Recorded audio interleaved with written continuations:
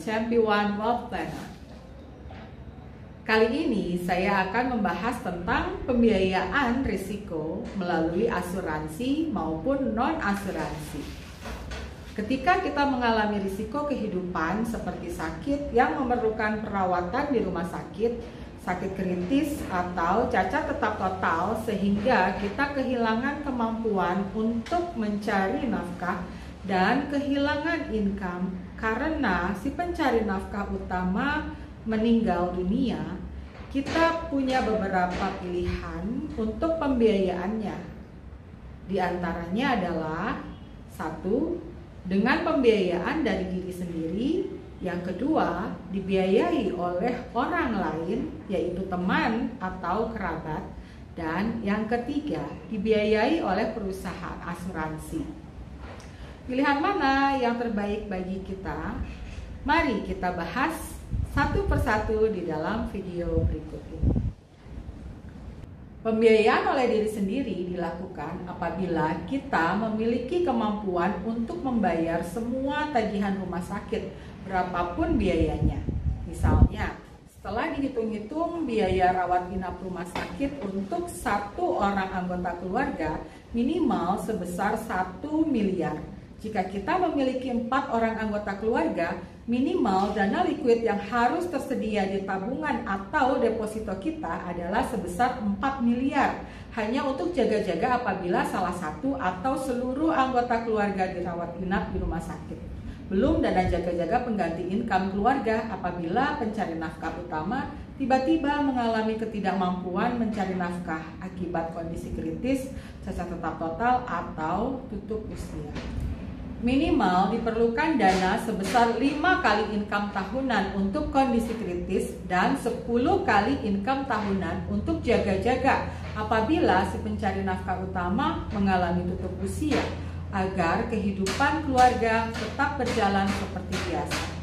Contohnya, Pak Ali memiliki income 10 juta per bulan, maka income tahunannya adalah sebesar 120 juta.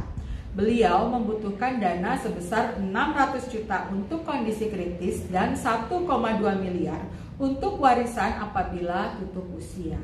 Total dana liquid yang harus dimiliki oleh Pak Ali untuk biaya rumah sakit seluruh keluarga dan pengganti income akibat kondisi kritis dan meninggal dunia adalah minimal sebesar 5,8 miliar rupiah.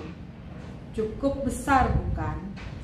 Dana ini harus tersedia dan tetap liquid karena kita tidak tahu kapan datangnya semua risiko kehidupan tersebut. Jadi, ketika risiko kehidupan terjadi, dananya sudah tersedia untuk membayar semua biayanya. Namun, masalahnya, apakah Pak Ali sudah punya tabungan atau deposito sebesar 5,8 miliar tersebut? Kalau belum punya dan sedang mengumpulkan, kapan uang sebesar 5,8 miliar tersebut bisa terkumpul? Bisakah Pak Ali pastikan sebelum dana tersebut terkumpul, kehidupan keluarganya tetap baik-baik saja?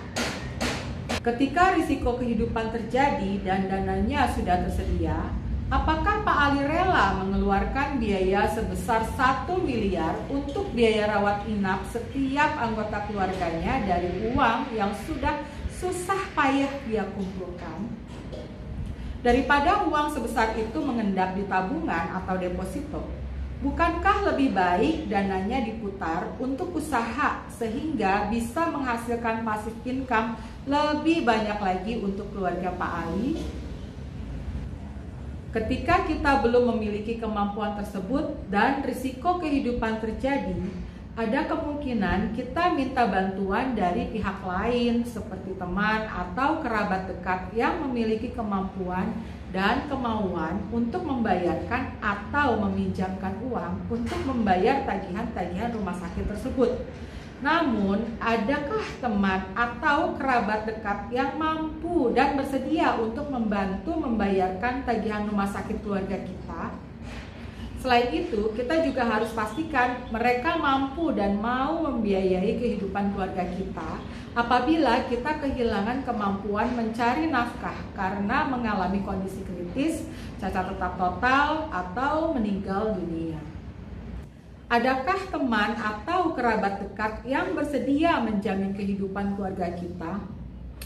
Rasanya hampir mustahil ya ada teman atau kerabat kita yang sangat peduli dengan kehidupan keluarga kita sampai mereka mau menjamin kehidupan keluarga kita ketika risiko kehidupan terjadi. Kalaupun ada, paling maksimal mereka akan berusaha untuk menggalang dana membantu kita. Ya enggak? Akhirnya ketika kita tidak mampu membayar sendiri semua biaya tersebut dan teman atau kerabat dekat kita tidak ada yang bisa diandalkan untuk membantu kita, terpaksa satu persatu aset yang sudah dikumpulkan harus dijual agar bisa membayar semua biaya-biaya tersebut. Apakah kehidupan seperti ini yang kita inginkan? Tentunya tidak sama sekali ya. Lantas bagaimana caranya agar kapanpun risiko kehidupan terjadi, kehidupan keuangan keluarga kita bisa tetap stabil tanpa harus meminta bantuan orang lain ataupun menjual aset yang sudah susah payah kita kumpulkan? Ada cara pembiayaan risiko ketiga, yaitu dengan mengalihkan risiko kerugian finansial ke perusahaan asuransi. Di sini kita hanya sisihkan secara rutin sebagian kecil, yaitu minimal 10% dari income kita untuk membayar premi atau kontribusinya. Kapanpun risiko kehidupan datang, biayanya dibayarkan oleh perusahaan asuransi. Namun untuk bisa membeli asuransi atau menjadi peserta asuransi, ada syarat yang harus dipenuhi. Syarat-syarat tersebut diantaranya adalah sehat jasmani dan rohani, serta mampu membayar premi. Syarat-syarat ini wajib dipenuhi ketika kita mau menjadi peserta asuransi. Bagaimana jika kita telah memiliki penyakit tertentu atau cacat bawaan lahir, baik sudah diketahui ataupun belum diketahui? Sebaiknya kita nyatakan semua kondisi kita sejujurnya kepada perusahaan asuransi agar ketika terjadi risiko, klaim kerugian finansial kita bisa dibayarkan. Pembahasan tentang asuransi secara lebih detail akan dibahas di video-video kami selanjutnya. Stay tune bersama saya, Fatma Helmiah Triani, sahabat keuangan keluarga Anda. Salam planners!